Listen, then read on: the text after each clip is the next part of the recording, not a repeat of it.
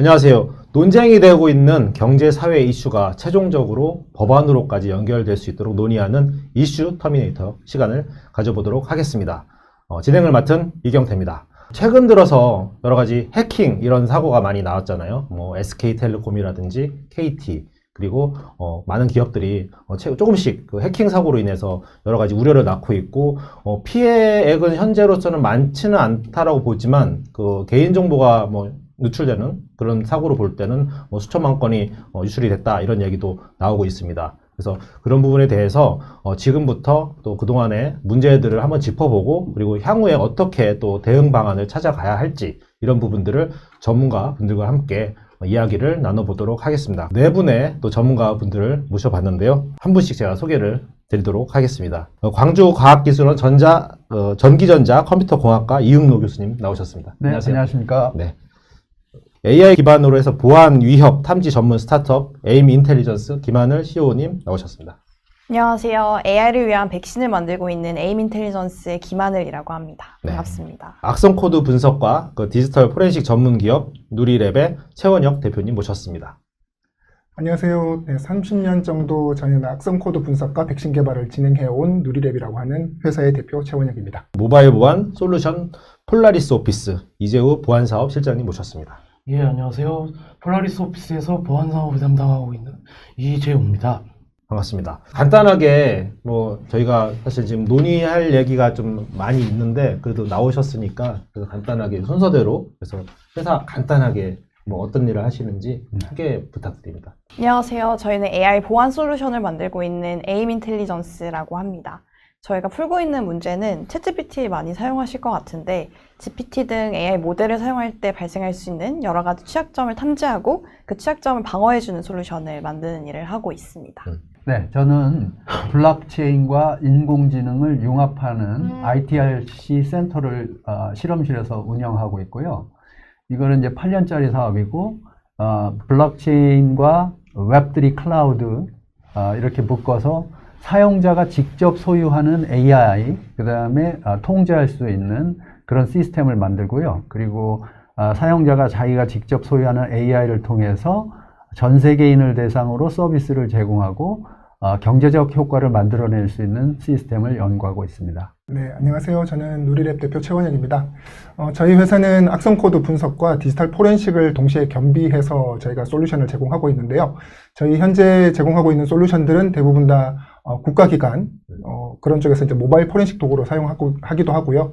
악성 코드 분석 파트에서는 다양한 어떤 침해 사고가 발생했을 때 저희가 직접적으로 분석을 도와드리는 그러한 서비스를 하고 있습니다. 네, 반갑습니다. 예, 안녕하세요. 저 폴라리스 오피스의 이재우라고 합니다.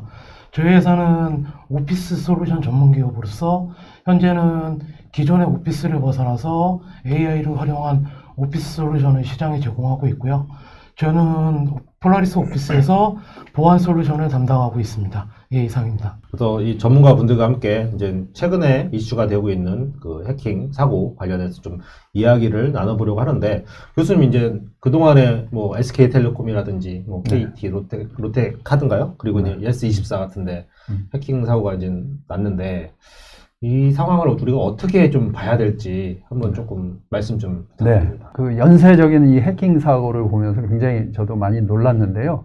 그래서 한 3가지 관점에서 말씀드리면 좋을 것 같습니다. 첫 번째로는 중앙 집중형 그 망 관리와 그로 인한 단일 장애점 문제가 발생한 것입니다. 두 번째는 보안 환경의 변화, 그 다음에 세 번째는 제도 미비 이런 방식으로 말씀을 드릴 건데요. 이제 단일 장애점 구조 문제는 기업들이 이제 자체 데이터 센터를 직접 운영하다 보니까 생기는 문제고, 그러다 보니까 이제 해킹 사고를 당했을 때 대비가 좀 미비한 점이 이제 확연하게 드러난 것이고, 가령 예를 들면 SK텔레콤 같은 경우에는 코어 서버가 탈취 당했는데 몇 개월 동안 모르고 있었거든요. 이제 이런 문제점들이 확실하게 드러났다라고 볼 수 있고요. 그런데 이제 보안 환경의 변화 측면에서 봤을 때는 이제 그 해커들이 산업화하고 있어요. 그래서 AI 툴을 적극적으로 활용을 하고 해킹에서 서비스 같은 그런 이 툴들을 활용을 해서 전방위적으로 스캐닝을 하고 공격을 해 들어오고 있는데, 우리는 대비 태세가 잘 되어 있지 않은 상태다 이렇게 보고 있고요. 그래서 이제 제도와 책임의 부재. 그런데 우리나라의 이제 CEO들은 이 해킹 사고에 대비하는 것을 그냥 단순히 비용이라고 생각하고 미래에 대한 투자로 생각하지 않는 그런 문제가 있어요. 그래서 우리가 제도적으로 보완을 해서 CEO들이 적극적으로 미래를 위해서 보안에 대해서 투자를 할 수 있는 환경을 그런 제도를 만들어내는 게 중요하다고 생각합니다. 네. 네, 그래서 오늘 이제 그 이야기 하면서 이제 마지막까지 이제 뭐 법안이라든지 제도까지 이야기를 나눠야 되는데, 이게 보면 이제 요번에 여러 기업들에 대한 해킹이 있었는데, 아까 이제 방금 전에 이제 SK텔레콤 얘기하셨는데, 그 대표님이 SK텔레콤 또 이렇게 가서 현장에서 또 살펴보셨다고 얘기를 들었거든요. 네, 그래서 어떤 저는 방식인지. 우선 SKT 민간합동조사단원으로 활동을 했었고요. 네. 실제 이제 어떤 국가 피해 사고가 발생을 하면은 국가에서는 민간합동조사단을 꾸리게 되어 있습니다. 거기에서 이제 이해관계가 없는 쪽의 어떤 관련 전문가들을 모아가지고 실제 이제 분석을 진행을 하는데요. 이번 SKT 같은 경우에는 약간 두 가지의 문제점이 있습니다. 제가 느꼈던 첫 번째 문제점은 기본적으로 CISO의 권한 자체가 사실 좀 부재했던 걸로 보여집니다. 사실 망을 운영했던 어떤 시스템을 운영하는 팀도 역시 좀 높은 계급을 가지신 분이 계시고, 네. 그 다음에 보안을 담당하시는 CISO 분도 계신데 그 두 분의 권한이 동일합니다. 그러니 CISO 쪽에서 뭔가 백신을 좀 설치해 주세요 또는 뭐 취약점을 패치하세요라고 하더라도 사실 운영 쪽에서는 그런 부분을 적극적으로 받아들일 수가 없는 구조였던 거죠. 네, 그런 부분이 첫 번째 문제로 대두가 됐었고요. 두 번째 문제는 레거시 시스템의 문제입니다. 우선 기본적으로 시스템을 처음 도입했을 때는 기본적으로 잘 세팅해서 운영을 할 건데 그게 시간이 가면 갈수록 그 상태를 계속 유지하고 있는 거에만 집중하고 있습니다. 아무래도 여기를 살짝 수정만 해도 혹시라도 뭔가 장애가 발생하는지 했을 때 오히려 그 피해가 더 커지기 때문이라고 판단되어지는데요. 네, 그런 부분이 발생하다 보니 10년간 뭐 이런 식으로 운영되던 시스템에 갑자기 해커가 침투를 하고 거기에 대한 취약점을 분석을 해서 뭐 쉽게 뭔가 계정을 탈취한다든지 이런 부분들이 있었기 때문에 이런 부분에서는 SKT에서 좀 약간 큰 문제가 되었던 부분이라고 생각되어집니다. 그게 이제 결국은 그동안에는 이렇게 망분리가 되게 잘 돼 있었잖아요. 네. 해커들이 들어갈 수 있는 문 자체가 아예 철문으로 막혀 있던 거 아닌가라는 생각을 좀 하게 되는데, 일부 이제 전문가분들 얘기 나누다 보면은 코로나 이후에 약해진 거 아니냐 이런 얘기를 하거든요. 재택근무를 한다든지 할 경우에 특정 뭐 화상 서비스를 쓴다든지 아니면 자료가 또 이제 또 공유가 돼야 되는 부분들도 있을 거고 이런 부분인데, 이 부분에 대한 틈을 좀 해커들이 좀 받지 않았을까 싶은 생각이 들고, 특히 이제 업무적으로 결국 뭐 클라우드를 쓴다든지 공용해서 뭔가 어떤 저장 장치를 쓴다든지 서비스를 쓴다든지 할 때 해당 서비스 하는 기업은 뭐 괜찮은데 그 틈에서 이제 중간중간에 네트워크 상이라든지 개인 PC라든지 뭐 등등 문제가 있을 것 같다는 생각이 들거든요. 그래서 그런 틈이 생겨나지 않았나 싶은데, 요즘에 여러 가지 서비스 있고 특히 이제 뭐 지금 서비스 중에서도 뭐 GPT와 연계돼 가지고 망을 분리를 하지 않는 상황에서 거기 서비스를 연계됐을 때 취약한 그 보안 이런 부분에 대해서 서비스를 좀 잘 할 수 있도록 뭐 서비스를 하고 계신다고 들었는데, 이런 부분에 연계돼서 그 취약점이나 좀 설명을 좀 해줄 수 있을까요? 저희가 GPT를 특히 기업에서 사용하시는 경우가 많은데 보통 이제 업무 생산성 도구로서 사내에서 많이 사용을 하시게 됩니다. 저희가 제공하는 거는 사내에서 GPT를 사용할 때 이제 입력값으로 여러 가지 인풋이 들어갈 수 있는데, 그 중에서 이제 사내 기밀 문서가 될 수도 있고, 혹은 밖으로 공개가 되면 안 되는 민감 정보도 있을 수 있는데, 그게 그냥 전달이 되면 AI 시스템에 노출이 되는 거기 때문에 그런 경우를 저희가 탐지하고 막는 솔루션을 운영하고 있습니다. 그 일종의 해커들의 취약점이 될 수도 있지 않을까 싶은데, 중간에서 역할을 볼수 하는 있을 것 경우인데, 같습니다. 네. 그러니까 그 기업을 직접적으로 해커들이 뭐 침투한다든가 그게 그런 경우도 있을 수 있고, 서비스를 중개해주는 그런 곳을 할 수도 있겠는데, 그런 취약점이 없을까요? 그런 부분에 대응 방안이 다 갖춰진 개념일까요? 충분히 취약점이 있을 수 있다고 보고요. 특히 이제 기업에서 가장 많이 사용하시는 게 마이크로소프트 애저나 뭐 코파일럿도 많이 사용하시고 챗GPT, 제미나이 등 되게 많은 다양한 모델을 사용하고 계신데, 사실 사내에 그걸 어떻게 모델 안정하게 사용할 수 있을지에 대한 명확한 규정이나 규칙이 없을 경우 그냥 암암리에 개인 계정으로 사용하기도 하고 그런 경우가 종종 있습니다. 그렇게 되면 이제 충분히 이제 어택 공격의 대상이 될 수 있는 취약점이라고 볼 수 있게 되고요. 저희가 이걸 해결하는 방법은 이런 식으로 여러 가지 취약점 유형들을 먼저 진단하는 과정을 레드티밍이라고 하는데 저희가 이런 레드티밍을 통해서 악의적인 사용자로 가정을 해서 여러 가지 취약점 유형을 찾아보고 그거에 대해서 방어해주는 솔루션을 같이 제공하고 있습니다. 네. 그렇게 하고 있지만 기업에서도 이제 여러 가지 대응을 하는데 사실상 이제 내가 만약에 이제 업무를 하다가 특히 이런 경우가 있더라고요. 개인정보보호위원회에서도 이제 기업들에 대해서 일종의 매뉴얼 배포를 하고 있고, 최근에도 그전에도 일상적으로 해킹에 대한 부분 우려가 되는 게 이메일 부분도 있잖아요. 그렇게 해서 했는데 내가 이메일을 열어봐서 그게 이제 회사에 또 치명적인 해킹에 대한 랜섬웨어라든지 이런 문을 열어주는 그런 부분이 될 수도 있는데 이런 매뉴얼도 좀 구성이 좀 잘 안 되는 경우도 있고 거기에 만약에 이제 누가 해킹이 됐다 하더라도 초기에 대응을 한다든지 이런 게 조금 왜냐면 내 실수가 되면은 이걸 또 제대로 말을 못 할 수도 있잖아요. 맞아. 이런 부분에 대해서는 문제가 있지 않을까 싶은데 교수님도 어떻게 생각하세요? 예, 저도 그런 거를 경험을 했어요. 이번에 우리 신입생이 들어왔는데, 그 이메일을 받았다는 거예요. 교수님, 저한테. 그런데 이거 지금 랩에서, 실험실에서 필요하니까, 상품권을 좀 구매를 해서 보내줘. 이렇게 해서 이메일을 받았다는 거예요. 그래서 한 70만원어치를 사가지고, 그 해커한테 보내준 거예요. 근데 이흥로라고 해서 이 이메일을 받았다고 하는데 그 이메일을 보면 도메인 네임이 gist.com이 아니에요. gist.co.kr이 아니고 막 지버리시로 된 애드레스여가지고 조금만 주의 깊게 봤으면 이게 파악을 할 수가 있었을 텐데 신입생이니까 교수님이 명령해야 되겠다고 생각하고 바로 즉시 시행을 하다가 그렇게 이제 당한 경우가 있습니다. 그래서 아까 말씀하신 것 중에 이제 코로나 때문에 비대면 연결이 많아져가지고 이런 사고가 비일비재하게 되지 않았나 이런 진단도 있지만은 제가 볼 때는 AI를 활용해서 여러 가지 툴들이 많이 이제 어베일러블하고 그 다음에 먹잇감이 풍부해서 지금 우리나라는 온라인 거래를 많이 하잖아요. 그렇기 때문에 이제 이런 현상이 나지 않는가 그런 생각입니다. 그렇네요. 여러 가지 비즈니스 모델에서 여러 가지 또 업무 형태에서 또 여러 가지 이제 생활 습관이라든지 이런 부분에서 해커들의 먹잇감이 여러 가지 곳곳에 다 있는데 특히 이제 다시 한번 말씀드린다면은 폴라리스 오피스 같은 경우에는 업무적으로 이제 서로 공유할 부분들이 많고 최근에 또 이제 보안 쪽으로도 확장을 해 나가시잖아요.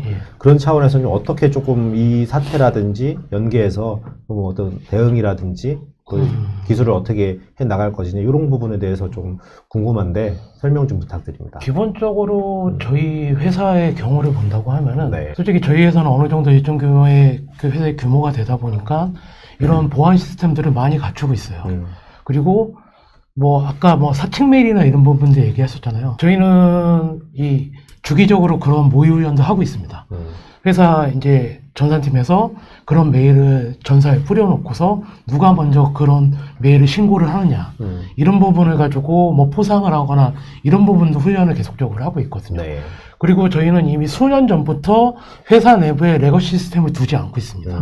혹시나 들어올 수 있는 침투나 이런 공격적인 부분들을 방어해야 되기 때문에 그리고 그러다 보니까 저희는 이미 수년 전부터 사내에는 어느 시스템도 없고 모두 다 클라우드에 다가 있거든요. 가장 비싼 환경 속에서 회사 업무 시스템을 운영하는 뿐만 아니고 아울러 저희 1억 명 이상 사용하고 있는 오피스 솔루션도 클라우드 오피스 솔루션조차도 IDC나 이런 서버에서 운영하는 게 아니고 모두 다 클라우드에서 운영을 하고 있습니다.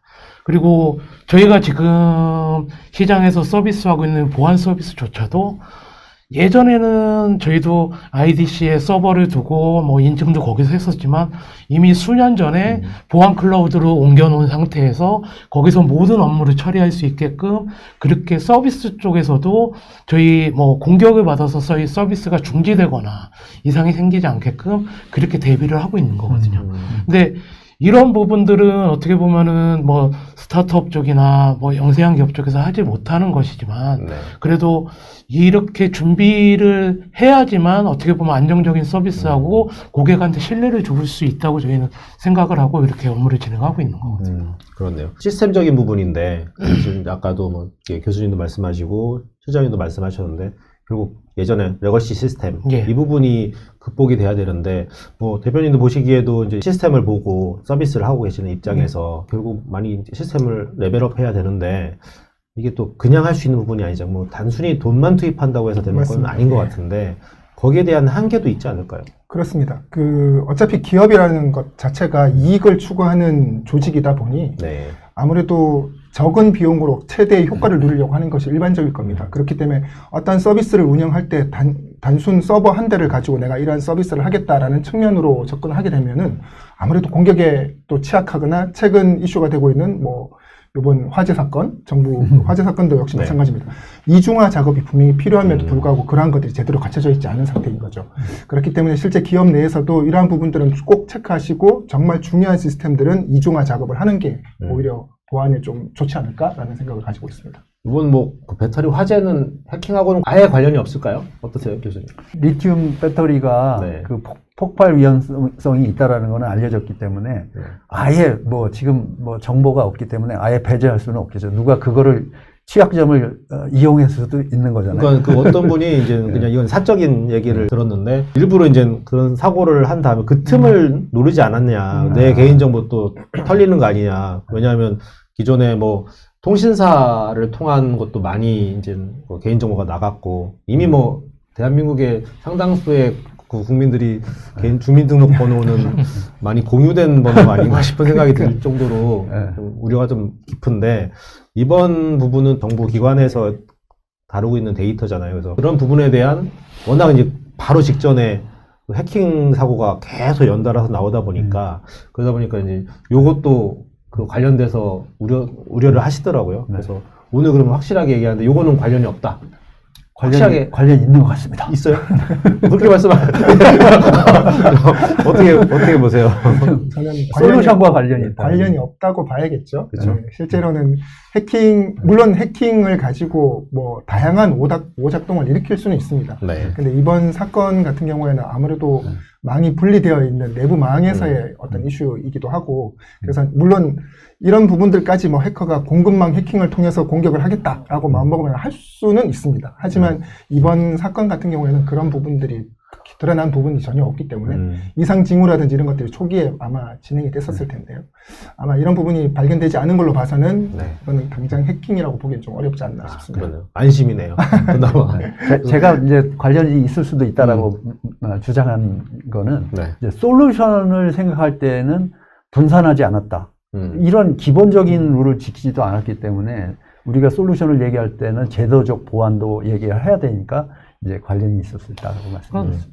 이번에 문제는 이제 우리 최 대표님 얘기하셨던 것처럼 제 생각도 해킹하고 뭐가 없는데 제일 문제된 거는 DR이 작동을 안 한 거죠. 그게 제일 큰 문제거든요. 이렇게 오래 시스템이 멈춘다는 건 말이 안 되거든요. 그동안 그 많은 돈을 쏟아부었는데 결국에는 DR이 작동을 안 한다. 그러면은 그 DR은 왜 존재하는 것인가? 그게 가장 문제인 거죠. 정부에서도 이렇게 조금 그 부분이 되지 않았는데 뭐 대기업들도 일부 잘하는 데도 있긴 하겠지만 뭐 대기업만 있는 게 아니고 뭐 중견, 뭐 중소기업도 스타트업까지 쭉 있는데 이 부분에 대한 보안 솔루션이 시스템이 그 밑에 있는 그 스타트업까지 그 갖추기가 쉽지가 않잖아요. 그렇죠. 이게 비용의 문제이기 때문에. 그러니까 실제로 예전에 저희가 모바일 백신 서비스를 운영을 하다가 몇 년 전에 KT망이 한번 죽었던 적이 있었잖아요. 그때 한번 난리가 났었거든요. 그렇듯이 뭐 저희가 쓰는 뭐 CDN이나 뭐 이제 IDC가 KT망만 단독으로 썼었을 때 그쪽 서비스 자체가 다 죽어버렸던 거였거든요. 그렇듯이 그 이후에 저희는 따로 또 대비를 했었지만 그런 사태를 대비해서 이제 작은 서비스를 운영하더라도 그렇게 준비한다는 것 자체가 쉬운 일은 아닙니다. 비용의 문제이기 때문에 전체가 다. 그러니까 결국 비용인데 그렇다고 정부가 또 기업들한테 보안 솔루션을 갖추는데 비용을 지원해주는 것도 쉽지 않은 그렇죠. 부분이고 예. 이 부분은 어떻게 좀 풀어나갈 수 있을까요? 그런 것들은 제가 봤을 때는 일단 이게 그 해킹도 그렇고 뭐 배터리가 갑자기 터지는 그런 사고 그건 다 그냥 그 상시적으로 일어나는 일은 아니에요. 그러기 때문에 보안이 참 이게 지키기가 어려운 거잖아요. 언제 일어날지도 모르고 누가 공격할지도 모르고. 그렇죠. 그래서 분산 저장하고 하는데 그렇게 하다 보면 비용이 커지고 이렇게 되니까 이제 문제인데 그래서 이런 것들을 할 때 미래지향적인 시스템으로 가야 된다. 가령 뭐 블록체인과 연결을 해서 분산 저장하고 서비스도 이중화를 하고 그런 것도 중요하고 그 다음에 이제 또 한 가지는 AI를 활용을 해가지고 AI를 활용을 하면 사람들을 평가를 할 수가 있잖아요. 이상 행동을 절대 안 할 사람, 이상 행동이 절대 안 나올 URL 이런 것을 미리 알아서 신뢰할 수 있는 곳을 만들어 놓고 거기는 빨리빨리 통과. 근데 여기는 좀 불안해. 얘는 면밀히 검토해야 돼. 이런 거는 AI가 잘하잖아요. 그러니까 이런 미래지향적인 뭐 웹3 클라우드나 AI 툴들을 적극적으로 활용하는 연구와 개발이 되어야 될 거로 생각합니다. AI 말씀하셨는데 해커들도 AI를 쓰지 않을까 싶어서 그러니까요. 제일 잘 쓰죠. 기존의 해커들이 AI를 쓴다고 하면은 엄청 날아다닐 거라는 생각이 들거든요. 그게 그냥 개인적으로 그냥 비전문가로서 그냥 감이 좀 잘 안 오는데 좀 체감될 수 있는 부분이 있을까요? 우선 기본적으로 말씀드릴 수 있는 게 우리가 사용하는 챗GPT를 예로 들어볼게요. 네. 챗GPT에다가 악성 코드를 만들어줘 라고 우리가 질문을 하면은 기본적으로 악성 코드 제작은 불법입니다 라는 답변이 올 겁니다. 네. 그렇기 때문에 실제 해커들은 챗GPT를 쓰지는 않습니다. 반대로 다크 GPT라는 게 별도로 있습니다. 그거는 다크웹에서 운영되어지는 GPT라고 생각하시면 되는데요. 여기에는 어떠한 질문을 해도 답변을 줍니다. 그러한 모델들이 이미 공개가 되어 있고 그래서 해커들은 이걸 가지고 계속 활용을 하는 거죠. 실제 악성 코드 제작 사례에서도 보면은 오늘 만들어진 게 분명히 이 사이트에서 배포가 되고 있는데 어느 순간에 바뀌어 있습니다. 그거는 실제 사람의 개입 없이 자동으로 GPT가 그러한 작업들을 해주고 있는 상황이고 네. 계속 그렇게 발생이 된다는 것은 백신에서는 탐지가 좀 어렵다는 뜻이 되기도 합니다. 계속적으로 사람이 분석해야 되고 이런 부분들이 사실 존재하기 때문에 그래서 실제로는 말씀드렸듯이 해커는 이런 식의 공격들이 이제는 너무나 자유로워졌고 그들의 어떤 하나의 스킬로 장착이 돼버린 상태인데요. 어떻게 보면 보안 입장에서도 당연히 AI를 이용한 보안에 더 신경을 써야 되는 이슈도 분명히 있습니다. 사실 해킹이 이제 결국은 이제 창과 방패의 싸움이잖아요. 그러다 보니까 이제 누가 더 잘하느냐에 따라서 그리고 특히 근데 막는 입장에서는 공격을 안 받으면 어느 정도 수위까지 막을 줄을 모를 수밖에 없잖아요. 그들의 뭐 그렇죠. 해커들의 능력이 어느 정도까지 되는지도 모르는데 그 정도의 더 강화된 시스템을 구축하려면 당장 뭐 자금이 필요한 부분이어서 이런 부분에서 좀 어려움이 있을 텐데 뭐 기존에 뭐 폴라리스 오피스는 뭐 자체적으로 많이 레거시 시스템을 뭐 전환해서 했다고 했지만 거기에도 비용이 어마어마하게 들어가지 않을까요? 그렇죠. 운영 비용 자체도 차이가 나고 첫 번째로 저희가 시스템을 이관한 후에 저희 이제 단 하나의 서비스만 봤었을 때 운영 비용 자체가 대략 한 10배 정도 차이가 났어요. 기존 레가시에서 운영할 때랑 저희가 클라우드로 옮긴 다음에 10배 정도 차이가 나더라고요. 운영 비용 자체가. 이제 저희가 폴라리스 오피스에서 지금 제공하고 있는 보안 서비스가 주 사용 기간이 공공기관이나 금융기관이기 때문에 그 정도 비용을 감수를 할 수뿐이 없었거든요. 왜냐하면 저희 서비스가 이제 스탑되면은 그 서비스 자체가 스탑이 되는 부분이기 때문에 그렇게 감수하고도 할 수뿐이 없었던 이유는 그런 이유였었고 근데 그 이후로 안정적으로 서비스를 운영을 하고 있습니다. 좀 더 연결해서 얘기한다면은 특히 폴라리스 오피스는 모바일 쪽 서비스도 많이 확장돼 있잖아요. 거기서도 보안이 상당히 중요한데 그러니까 PC보다 모바일이 더 많이 쓰이는 환경이잖아요. 이제는 그러다 보니까 예전에는 뭐 PC 쪽에 보안을 많이 해서 뭐 백신을 많이 했지만 근데 스마트폰은 그 부분에 대해서 사람들이 많이 이렇게 보안 앱이라든지 그런 걸 하려고 하지 않고 유사 앱 같은 게 너무 많다 보니까 그냥 그것 때문에 진짜 좋은 앱을 받지 않고 그런 보안 시스템을 자기의 스마트폰에 안착시키지 않는 그런 부분이 있거든요. 그런 부분에 대해서 어떻게 좀 보세요? 거의 대부분의 사용자들이 내 폰에 무엇인가를 내가 원하지 않는 걸 까는 거를 싫어해요. 그렇기 때문에 저희 어떤 뭐 금융 관련 법규나 이런 데서는 금융 거래를 할 때나 이럴 때는 의무적으로 보안 앱을 실행되게끔 제공을 하고 있거든요. 네. 이제 그런 거 말고도 그냥 내가 폰을 사용할 때도 얼마든지 내 핸드폰은 노출이 돼 있는 상태거든요.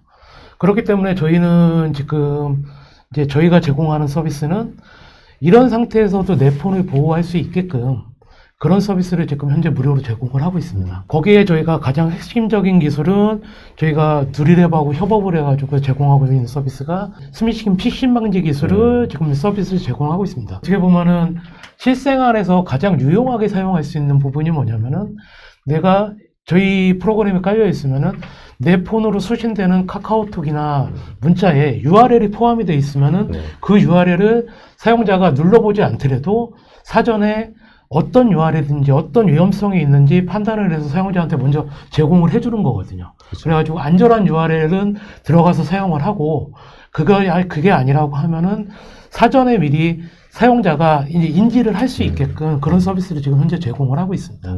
그렇듯이 가장 중요한 거는 스마트폰은 업무 환경에서도 사용하지만 또 개인은 내 개인적인 부분에서 사용을 하기 때문에 가장 어떻게 보면은 보완이 돼야 되는 부분이거든요. 네. 그런 부분에 있어서 저희 의견은 뭐 저희 앱이 아니더라도 어떤 자기 휴대폰을 지킬 수 있는 그런 보안 솔루션 하나쯤은 내 폰에서 구동을 시켜놓는 것이 가장 중요하다고 생각합니다. 근데 개인들은 뭐 그런 서비스를 그냥 쓰는 건 아니니까 예. 또 뭐 구독 서비스라든지 기관은 어쩔 수 없이 이제 자산이 꽤 많기 때문에 기관이나 기업들은 뭐 투자를 하는데 개인들은 되게 소홀하거든요. 그러니까 지금 네. 저희는 이 솔루션을 기관에는 돈을 받고 팔아요. 라이센스를. 근데 개인 사용자들은 얼마든지 다운받아서 사용할 수 있게끔 제공을 하고 아, 있거든요. 그렇구나. 예. 그런 형태로 현재 지금 시장에 서비스를 하고 있습니다. 일단은 저희 홍보는 아니니까 그렇게 예. 이해해 주시고 근데 이제 그 뭐 조금 다시 돌아가서 뭐 그런 스미싱도 있고 이번에 이제 통신사나 이제 기업들에 대한 해킹 이런 부분에 있어서 뭐 현장 조사도 있었지만 또 이제 증거라든지 해킹 증거라든지 이런 게 사실 또 훼손될 수 있거나 지워질 수 있는 부분이 있거든요. 이런 게 보존이 잘 돼야 되는데 뭐 이제 현장에도 뭐 감식 거기 할 때 참여하셨으니까 네. 이런 거에 대한 중요성도 있을 텐데 있습니다. 어떻게 좀 보세요? 실제 어떤 해킹 사고가 발생을 하면은 네. 이번에 이제 DB의 어떤 유출이었으니까요. 개인정보 유출에 직접적으로 관여하는 서버들이 분명히 존재할 겁니다. 그러면 네. 그 서버들을 1차 검사 대상으로 삼습니다. 그리고 난 뒤에 이제 해킹의 이슈가 발생됐다라면은 그 서버 중에 이제 하나를 찾아가지고 또 이 서버와 연결된 시스템들을 계속 확대해 나가는 추세로 보통 분석을 합니다.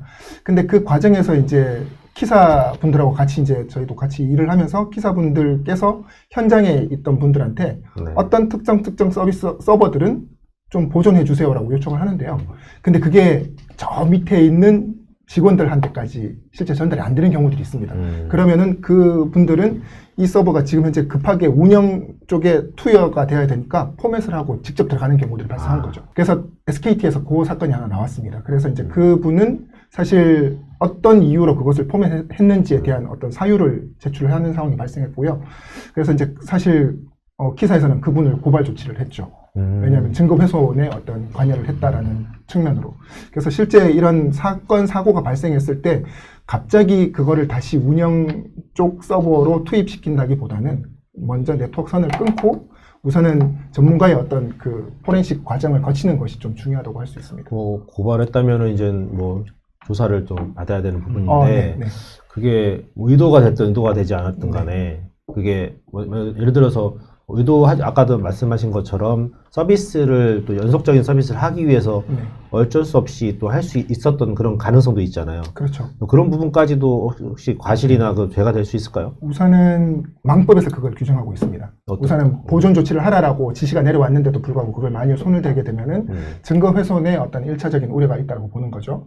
그래서 물론 그분은 제대로 전달받지 못해서 좀 억울하실 수는 있을 것 같습니다. 하지만 이거는 저희가 어떤 침해 사고를 직접적으로 찾아가는 과정에서 뭔가 중간 어떤 경로가 훼손된 거기 때문에 실질적인 진실에 접근하기가 쉽지 않아지는 거죠. 그렇기 때문에 그런 부분들은 향후에도 발생하지 않도록 하기 위해서 이제 그런 고발 조치라든지 또는 벌금형 뭐 이런 것들을 통해 가지고 이제 모든 것들을 제도화하고 있는 상태인 거죠. 만약에 전달받지 못했거나 뭐 의식하지 않았던 부분에서 서비스를 위해서 했다라고 하면 네. 상당히 좀 억울한 측면이 좀 그렇죠. 강한 게 있는데 근데 이제 나중을 위해서라도 그 부분은 직접적으로 벌금형이든 뭐 고발 조치든 이런 것들은 필요하다고 보여집니다. 왜냐하면은 그런 사건 사고를 만일 판례를 만들어 버리면은 향후에도 누군가는 저 몰랐어요 이렇게 할 수 있는 상황이 발생하니까요. 그러니까 그런 부분들을 좀 강제화하기 위해서 이제 그런 부분들이 필요하지 않나 싶습니다. 그렇네요.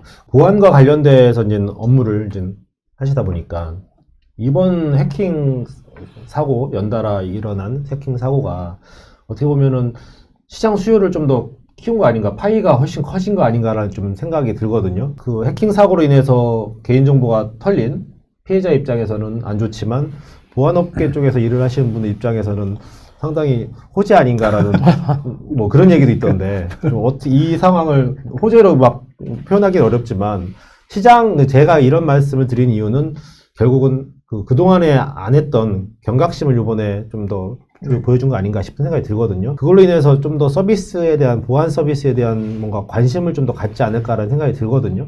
어떻게 좀 전망하세요? 네, 우선은 큰 사건이 항상 발생할 때마다 뭔가 조치는 바뀌어집니다. 뭐 새로운 법이 생기든 또는 새로운 어떤 부처가 생기든 또는 새로운 조직이 생기든 이런 부분들로 발생이 되는데요. 우선 정부의 어떤 그런 시선들이 이제 보안도 중요하구나라고 이제 바뀌어지는 부분이 존재하고 기업 역시 마찬가지입니다. 평소에는 서버 쪽에 백신을 하지도 않던 그런 조직이 갑자기 서버가 중요하구나라고 판단을 해서 백신을 설치하는 경우들이 발생하는 거죠.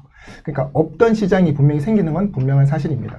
근데 그게 이제 물론 보안업체 입장에서는 좋긴 하지만 그렇다고 해서 마냥 제 개인정보도 거기 있을 텐데 그게 털리는 거에 대해서는 마냥 좋지는 않죠. 업계 얘기를 또 별도로 좀 들어보니까 그 보안업계 속성상 보안업계가 뭐 엄청 대기업으로 이렇게 가진 않는다.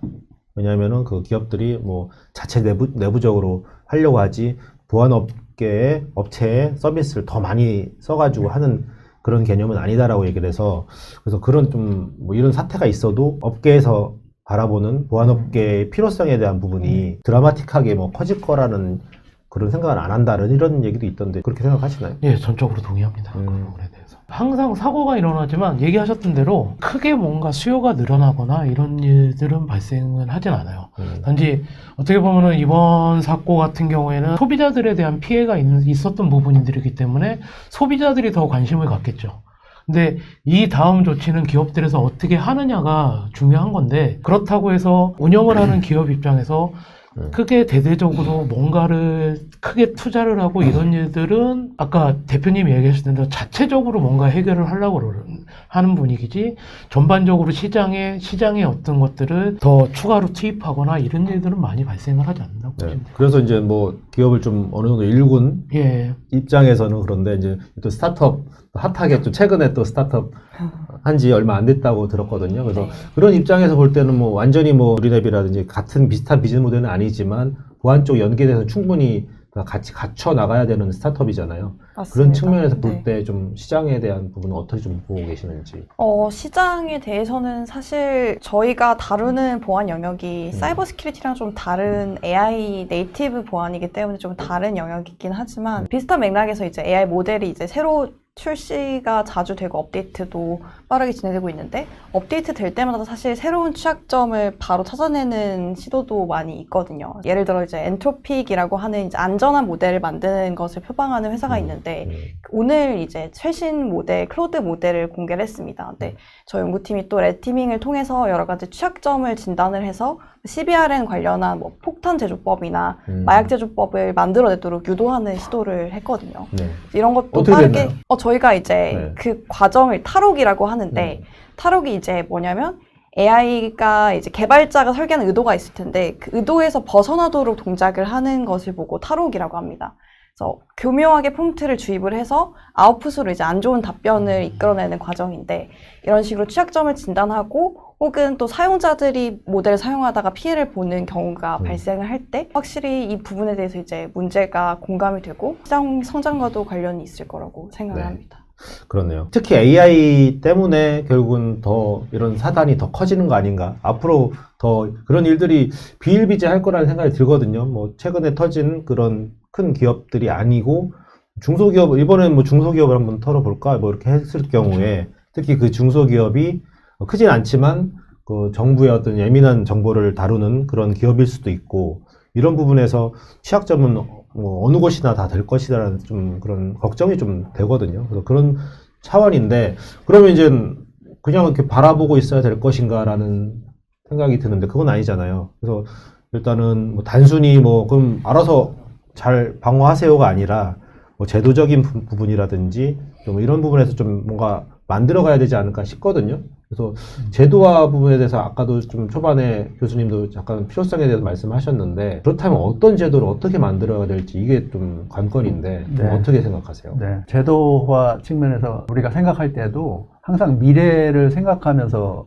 설계를 해야 될 것 같고요. 그래서 새로운 기술들이 만들어져 나오고 있어요. 그래서 웹3 기술이라든지 네. 블록체인과 연계된 무결성 저장소라든지 이런 거에다가 로그 기록 같은 거를 자동으로 올려놓게 하면은 내가 수사가 들어왔을 때 증명하고 말고 자시고 할 게 없어요. 그냥 이미 다 저장이 되어 있고 해시값이 있기 때문에 순전 무결하게 로그가 기록됐다라는 걸 증명이 언제든지 가능하고 뭐 그게 안 되더라도 뭐 PKI라든지 영지식 증명 같은 것을 통해 가지고 보여줄 건 보여주고 이렇게 할 수가 있거든요. 이 제도적 측면으로 봤을 때는 이렇게 미래 기술을 활용하는 방향으로 그리고 스타트업의 그 혁신을 일으켜 가지고 더 나은 세상을 만들어가는 쪽으로 제도가 만들어진다고 하면 그러면은 이거는 괜찮은 거거든요.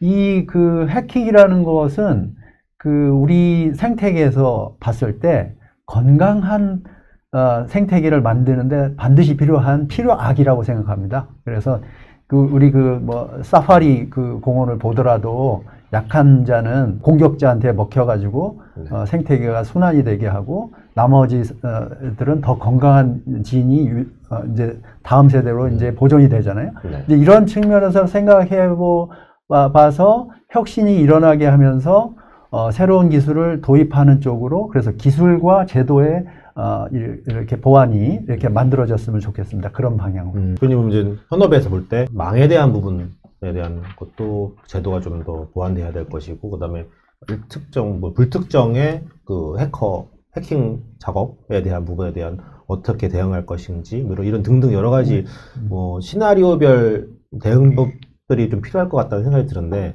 기존에 이미 법은 많이 있거든요. 새롭게 진화된 그런 해킹 이런 사례들이 앞으로 계속 나올 텐데 좀 더 보완한다면 좀 어떤 부분이 좀 법으로 좀 네. 개선돼야 될까요? 우선 기본적으로 AI와 관련된 부분은 분명히 필요한 것 같습니다. 말씀해 주셨지만 수많은 제도들이 존재하는 상황입니다. 근데 실제 이 수많은 제도들이 현업에서는 과연 그게 제대로 먹히고 있는지를 좀 체크를 해볼 필요는 있는 것 같습니다. 앞서도 제가 잠깐 말씀드렸던 현업에서는 이게 보존을 하라라는 지시에서 과연 그게 보존 대상인지도 모르는 상태에서 포맷을 해버리는 그런 상황이 발생하는데요. 네. 그러니까 제도는 분명히 많이 잘 갖춰져 있고 존재한다 하더라도 현업에서 이것이 교육되어지지 않는다라면 이거는 결국은 문제가 터질 수밖에 없는 구조라고 생각합니다. 그렇기 때문에 이러한 수많은 제도들을 적절한 시기에 또 교육을 시켜서 현업이 잘 이해할 수 있게끔 이끌어 나가는 것도 되게 중요하지 않을까 저는 그렇게 생각합니다. 이번 사태에 대해서 이제 정부 뭐 대통령도 뭐 여러 가지 지시가 내려왔고 여당에서도 관심 있게 들여다보고 있거든요. 국회에서도 이제 뭐 법안들 지금 뭐 여러 가지 이슈들이 너무 많아서 그런 부분이 있는데 또 이제 국정감사가 이제 앞으로 이제 10월 명절 뒤로 이제 국정감사가 돌아오는데 이때는 상당히 많은 이야기들이 나올 거라는 생각이 들거든요. 특히 이제 그때 결국은 국회의원들이 이제 법안을 이제 뭔가를 새롭게 만들어야 되겠다라는 생각들을 할 텐데 그래서 좀 팁이라고 할까요? 좀 더 좀 구체적인 뭐 이런 것 좀 하면 좋겠다 뭐 이런 거 없을까요? 혹시? 저는 그냥 일반적으로 사용자 입장에서 얘기를 드리면은 이제 어떤 개인정보 유출 사태나 이런 사태가 일어났을 때 가장 문제가 되는 건 2차적인 피해거든요. 내 개인정보가 나가서 그 개인정보가 어떻게 악용되는지 이런 부분에 대한 2차적인 피해가 발생을 하게 되는데 그런 부분에 있어서 예를 들어서 뭐 학교나 직장에서 보안교육을 의무화 시켜가지고 어떤 스미싱이나 이런 피해에서 개인 사용자들이 피해를 보지 않게끔 저희가 어떻게 직장에서 보면은 성감수성 교육이나 뭐 장애인 교육이나 이런 교육들을 받잖아요. 그렇듯이 이런 부분들도 어떻게 보면 교육으로 정례화 시켜가지고 이제 사용자들이 피해를 보지 않게끔 이제 어떠한 뭐 솔루션이 있고 방어를 하는 기술도 한계가 있거든요. 한계가 있지만 개인이 주의할 수 있게끔 그런 부분들을 법제화 시켜가지고 의무적으로 교육을 받을 수 있게끔 하고, 이런 지금도 하고 있지만 이런 2차적인 피해를 보는 부분에 대해서 정부에서 적극적으로 홍보를 해줬으면 좋을 것 같다는 생각을 하고 있습니다. 특히 이제 개인 단말기가 문제가 되는 경우가 꽤 많잖아요. 그렇죠. 개인 PC라든지 예. 뭐 아까 말씀하신 것처럼 스마트폰 예. 이런 부분들이, 근데 어떻게 보면 그런 것도 있잖아요. 그러니까 개인적으로 내가 쓰고 있는 그런 사용하고 있는 개인적인 디바이스인데 이게 이제 어떻게 보면은 뭐 이동하면서 업무를 볼 수도 있고, 요즘에는 무조건 다 회사 안에서 하지는 않잖아요. 그렇죠. 그러니까 뭐 재택이 아니더라도 이동 중에 업무를 보게 되면 뭐 회사 노트북이 아니라 개인의 노트북을 쓸 수도 있는 거고, 그리고 앱이 요즘에 많이 개발이 좋은 게 많아서 모바일로도 충분히 업무를 다양하게 볼 수가 있잖아요. 그런 부분에 대해서 개인 입장에서는 이것까지 보완을 다 해야 될까? 이런 또 생각을 하게 되거든요. 좀 약간 그래서 좀 상충되지 않을까 싶기도 하거든요. 이게 그 부분이 그거잖아요. 내 이 개인적인 디바이스에서 내 개인적인 환경도 있지만 있지만 업무 환경도 있기 때문에 이게 혼재되기 때문에 혼재되어 있는 상황이기 때문에 저희 입장에서는 무조건 보완이 돼야 된다고 생각을 해요.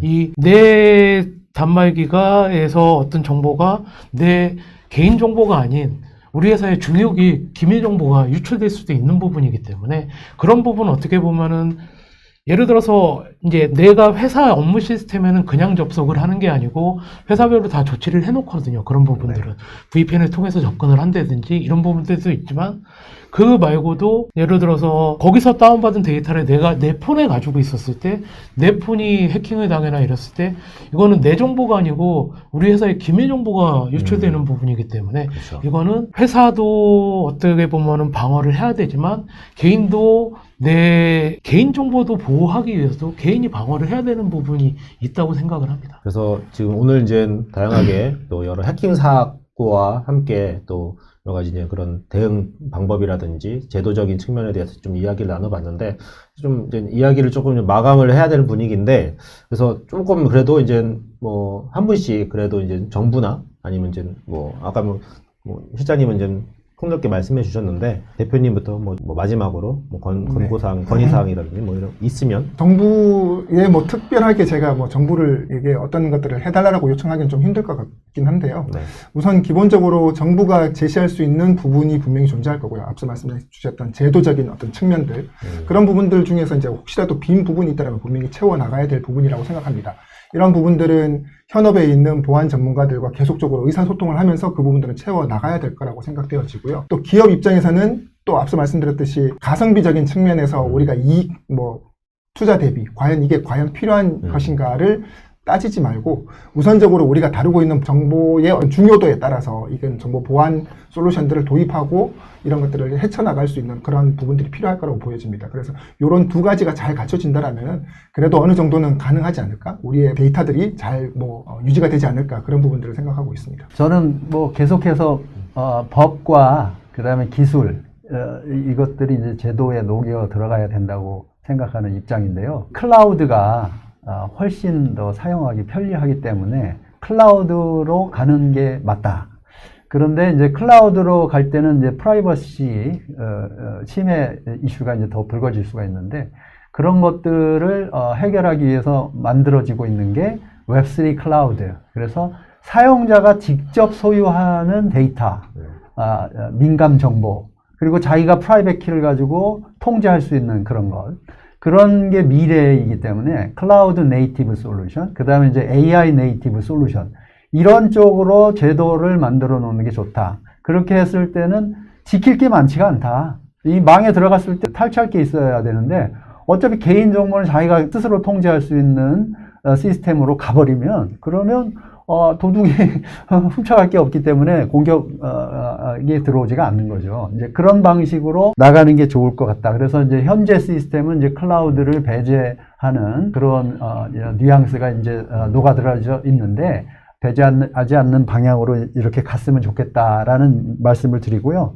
그 다음에 이제 이렇게 했을 때는 그러면 이 기업들의 입장에서는 투자를 해야 되는 거잖아요. 새로운, 현재 있는 거를 버리고 새로운 걸로 옮겨가야 되니까 투자가 필요한 거잖아요. 그러니까 이제 좀 징벌적 배상이라든지 그래서 기업이 책임지고 CEO가 책임지고 보안을 대응을 할 수 있도록 하는 제도적 장치가 마련되면 좋을 것 같습니다. 일종의 좀 규제가 좀 더 필요하다라는. 네, 규제를 해서 그 미래 방향으로 CEO가 결정을 해서 기업이 스스로 선택해서 갈 수 있는 길을 열어버리자 이런 얘기죠. 알겠습니다. 네. 마지막으로. 전 조금 다른 관점에서 AI 보안 스타트업이기 때문에 특히 AI 상용화에서 필요한 제안 두 가지를 고민해 보았는데요. 일단 첫 번째로 이제 AI가 사용자랑 직접 상호작용을 하게 되는 경우 여러 가지 유의해야 되는 점이 있는 것 같습니다. 그 예를 들어서 캐릭터 AI라고 하는 청소년과 이제 상담을 하는 상담 챗봇이 있는데 또 한 10대 청소년이 그 캐릭터 AI 챗봇이랑 대화를 나누다가 자살을 하는 사건이 있습니다. 그래서 유가족이 소송을 했었고 캐릭터 AI 최대 주주인 구글도 같이 이제 소송에 개입하게 되었는데 이제 청소년이나 아동 등 특히 취약한 이제 사용자층을 대상으로 상호작용하는 AI 같은 경우는 특별히 세이프티 관련한 규칙이 필요하다고 생각을 하고요. 두 번째로 이제 기업에서 사내 생산성 도구로도 많이 AI를 사용하고 계시는데 이때 특히 이제 기업에서 다루는 문서들은 민간 문서나 혹은 외부에 공개가 되면 안 되는 정보들을 이제 임직원이 실수로 그냥 AI에 노출하게 될 경우 큰 문제가 있을 수 있기 때문에 그걸 해결할 수 있는 보안 대책도 필요하다고 생각합니다. 그렇네요. 이제 해킹은 앞으로 계속해서 이슈가 될 거라는 생각이 들고 그러다 보니까 뭐 개인뿐만 아니라 뭐 기업 또 이제 정부까지도 여기에 대해서 경각심을 계속해서 가져야 된다는 생각이 들고 이미 최근에 뭐 연쇄적으로 벌어진 그런 해킹 사고가 앞으로의 어떤 그 대응을 해야 되는 그런 경각심을 키우는 계기가 되지 않았나 싶은 생각이 들고요. 오늘 또 전문가 분들과 함께 또 해킹 관련해서 이야기를 나눴는데 뭐 이야기는 여기서 끝날 게 아니라 향후에 뭐 제도적인 부분에서 만들어가는 부분 그리고 그런 책임을 갖고 있는 분들도 함께 관심을 갖고 좀 더 뭐 해킹은 뭐 당할 수는 있는데 당하더라도 피해를 최소화하는 부분에 우리가 어떻게 해야 될지 다 같이 좀 머리를 모아서 고민을 풀어보는 그런 계기가 됐으면 하는 바람이고요. 오늘은 이슈 터미네이터 오늘 이렇게 마감하도록 하겠습니다. 감사합니다. 감사합니다. 감사합니다.